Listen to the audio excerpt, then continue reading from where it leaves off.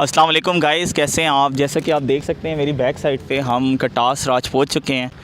अब हम कटास राज के हवाले से आपको गाइड भी करेंगे। हम सर क्या हाल है? ठीक है अल्हम्दुलिल्लाह। अच्छा जी, हमारे साथ एक भाई मौजूद हैं, सगीर अब्बासी। सगीर अब्बासी भाई। और सगीर अब्बासी भाई जो हैं, इन्होंने यहाँ पर मुकम्मल गाइड किया हुआ है सब मुकम्मल सारे कटास राज मंदिर का, और यहाँ पे ये मुकम्मल जानते हैं। इसके अलावा यहाँ पे जो 4 मुख्तलिफ़ मकामात हैं, जो तारीख़ी मकामात हैं, उस हवाले से भी ये प्रॉपर मालूमात रखते हैं, इंफॉर्मेशन रखते हैं। तो इन्हीं से जानते हैं कि ये इसकी तारीख़ क्या है।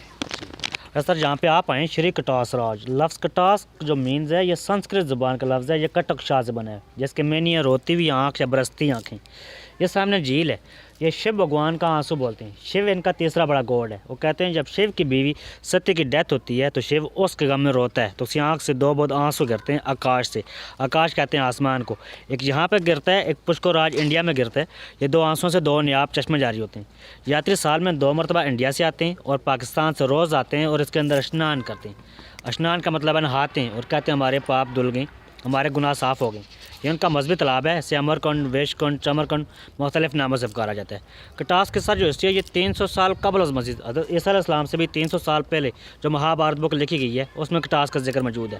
ये कटास दुनिया का दूसरा बड़ा मुकाम है हिंदू मज़हब का। एक मंदिर इसमें एक्टिव है, बाकी हिस्टोरिकल बिल्डिंग सारे आपको खोल के दिखाएंगे, साथ आपको पॉइंट पर पॉइंट आपको ब्रीफ करेंगे। इस वक्त हम इस यहाँ पर झील पे खड़े हैं और ये झील के बारे में बताया इन्होंने कि ये एक मिथ है कि जो शिव इनका हिंदुओं का हुआ करता था, कि जिसको वो अपना पेशवा मानते थे, तो उसका ये उनका आंसू यहाँ पे गिरा था किसी गम में।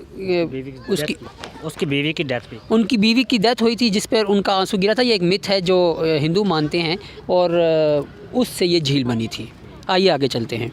तो गाइस इस टाइम हम जो है शिव मंदिर आ गए हैं, तो ये बताते हैं शिव मंदिर के बारे में। ये सर आपका ये शिव मंदिर है। ये शिवलिंग स्टोन है। इस पर दूध डालते हैं, नारियल फोड़ते हैं, माथा टेकते हैं, भजन गाते हैं, तिलक लगाते हैं, आरती उतारते हैं। ये स्टोन 5,500 साल पुराने हैं। इसकी वजह से दुनिया का दूसरा बड़ा मुकाम ऐसे बोलती हैं। इसकी वजह से पाकिस्तान से रोज़ और इंडिया से साल में 2 मरतबा आते हैं। तस्वीर में शिव है, साथ इसकी वाइफ सती है, साथ इनका बेटा गणेश है। ये दोनों साइड में इसके त्रिशूल लगे हुए हैं, ठीक है। ये त्रिशूल के लफ्ज़ ऊपर ओम लिखा हुआ है। वो कहते हैं ये लफ्ज़ ओम का मैंने परमात्मा, शक्ति, ताकत जैसे कहते हैं। इसके जो 3 स्टेप हैं वो कहते हैं दुनिया में इनके 3 गॉड है जो दुनिया को चला रहे हैं। पहले इनका ब्रह्मा, दूसरा विष्णु, तीसरा हमेश। हमेश बेसिकली शिव को बोलते हैं। ये इस पर पानी डालते हैं अमृत वाला, जैसे कि हम अपनी मन जो ख्वाहिशें होती हैं उसके लिए। बाकी आरती की थाली है, ये उनकी नंदी है जो उनकी सवारी थी, ठीक है ना, महादेव की, शिव को जैसे कहते हैं। बाकी आप ओपनली देख सकते हैं, कोई क्वेश्चन है तो पूछ लें। मैं ये पूछना चाह रहा था कि आप ये बता रहे हैं कि यहाँ आके वो इबादत करते हैं। जी, इबादत करने के बाद जो तकसीम की जाती हैं चीज़ें खाने पीने की, वो क्या होती हैं? बेसिकली उसमें प्रसाद वगैरह होते हैं, उसमें मिठाई वगैरह भी होती हैं, उसमें फ्रूट्स होते हैं, खाने होते हैं मुख्तलिफ किस्म के। मगर वो जो भी यात्री एक में आते हैं, एक फैमिली रख जाती है, दूसरी आती है वो ले जाती है, और मुख्तलिफ जो पंडित भाई हैं वो सबको दे भी देते हैं। ठीक है। वालेकुम सर, ये इनकी बारादरी हमन कुंड है। बारादरी ये बारादरी है जी। बारादरी मीन्स 12 दरवाजे, और हमन का मीन्स आग की पूजा। इसके अंदर हमन करते हैं, आग की पूजा किधर करते जहाँ से इसके हमन होता है, छोटा सा बॉक्स है, उसमें आग जला के हमन होता है। जहाँ पे यहाँ पे उसकी पूजा की जाती है आग जला के। सर मंडल द्वारा भी सजते हैं, शादी के फेरे भी लेते हैं, 7 राउंड होती है इसके अंदर। अच्छा, यहाँ पे शादी के जो 7 राउंड होते हैं वो भी इधर किए जाते हैं, और इनकी पूजा भी। हमन होता है बकायदा, जब अच्छा होता है ना तो उसमें हमन करते हैं। नहीं, तो ये जो 12 दरवाजे हैं, तो ये इसी वजह से 12 दरवाजे दिए गए कि यहाँ पे शिव मंदिर जो क्या है, ये 12 दरी है, 12 दरी, ये हमन कुंड बना हुआ है। हवन कोट। यहाँ पे शादी भी होती है, पूजा भी होती है, ठीक है। और ये जो यहाँ से बाहर जो रास्ता ये जाता है, बेसिकली ये बात उसका रास्ता बना हुआ है, ऊपर का मंदिर जा रहा है, ये जो आगे से बना। अच्छा, मंदिर जैसा। यहाँ पे शादी होती हैं और दूसरी पूजा वगैरह भी होती रहती है। अच्छा, ये वही नदी आगे जिन पे आंसू उनका शिव। ये झील है जिस पे शिव भगवान के आंसू कहते हैं इसको। अच्छा, इसमें नहाने से कहते हैं हमारे पाप धुल जाते हैं, हमारे गुनाह साफ़ हो जाते हैं। हिंदू बिलीव ये है कि इस पे वो जहाँ से पानी साथ लेकर भी जाते हैं, ये उनका हॉली वाटर है। अच्छा, ये वहाँ पे आके नहाते भी हैं? जी जी, वो पानी साथ लेकर भी जाते हैं। अच्छा, पानी साथ लेके भी इंडिया तक जाते हैं? जी जी। ठीक हो गया। हमारे विरोध हम आपको बताते हैं। जी असगर भाई से अभी पूछते हैं। जी असगर भाई बताइए, ये कौन सी जगह है? सर ये इनका हनुमान मंदिर है। हनुमान जस्ट मंकी गॉड है, जैसे जय बजरंगबली कॉल से पुकारते हैं। ये सारी बिल्डिंग जो जितने भी पत्थर लगे हैं उसे कंजूर स्टोन बोलते हैं। ये सारा समुद्री पत्थर लगा है। इसमें सर जो मटेरियल इस्तेमाल में दालें, इमली का पानी, जानवर की हड्डियाँ, चूना, मट्टी, ये चीज़ें पीस कर लगाते रहे उस दौर में। जैसे आम ज़माने में खिंगर, उर्दू में से कंजूर और इंग्लिश में से कोरल फसल कहते हैं। ये सारी इनकी गुफे बनी हुई जहाँ पे चला वाला काटते रहे। आज इसके अंदर यहाँ पे हनुमान का मंदिर है छोटा सा, जहाँ पे वो हनुमान का स्टैचू रख के पूजा होती रही है। मंदिर के दो हिस्से हैं, एक हिस्से में ओरिजिनल पेंटिंग है, एक हिस्से में रेनोवेटेड है। 2006 में दोबारा से रेनोवेट हुई है, आर्कियोलॉजी डिपार्टमेंट ने किया इसको।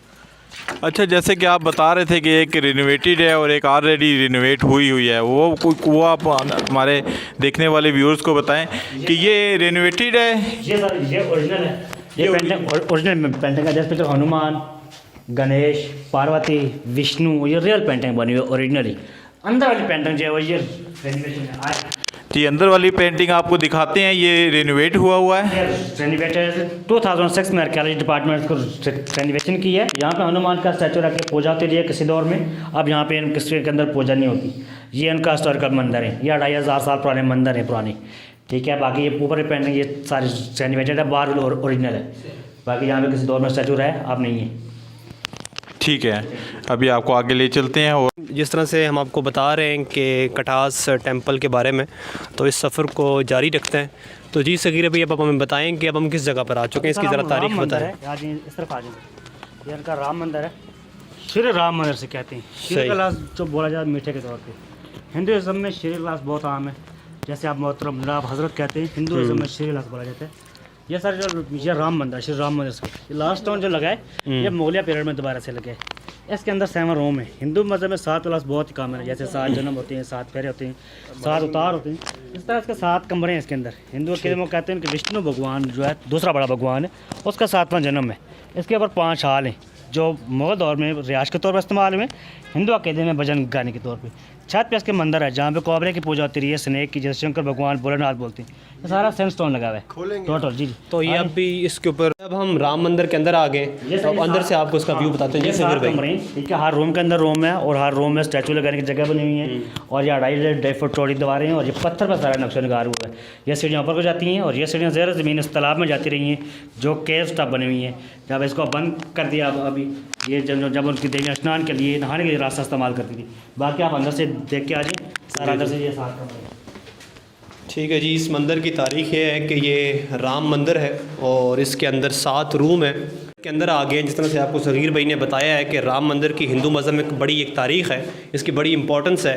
और इसके अंदर 7 रूम हैं बेसिकली। अभी हम एक रूम के अंदर हैं, अभी हम आगे जाते हैं, आपको इसके बाकी रूम भी दिखाते हैं। हर रूम जो है वो इसकी अपनी एक पहचान है, इसकी अपनी एक अहमियत है।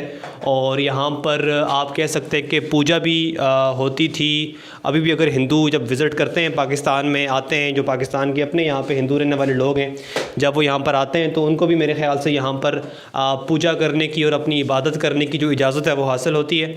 और अभी हम ज़रा बाहर जाते हैं और इसके जो बाकी इसके कमरे हैं वो भी आपको दिखा देते हैं कि उनको भी आप एक नज़र देख लें। ये इसका एक और कमरा है, आप इसको भी देख सकते हैं।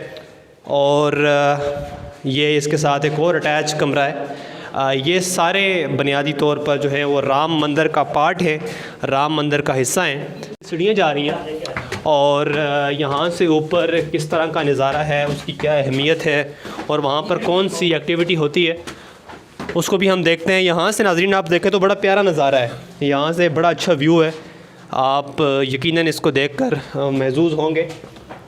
और यहाँ पर अब हम टॉप पर आ चुके हैं। यहाँ से अगर आप नीचे देखें तो एक बड़ा बेहतरीन व्यू है, आपको तमाम जो मंदिर की मुख्तलिफ़ इमारतें हैं वो आपके सामने आश्कार हैं। और एक बड़ी टूरिस्ट की एक बड़ी तादाद इस वक्त यहाँ मौजूद है।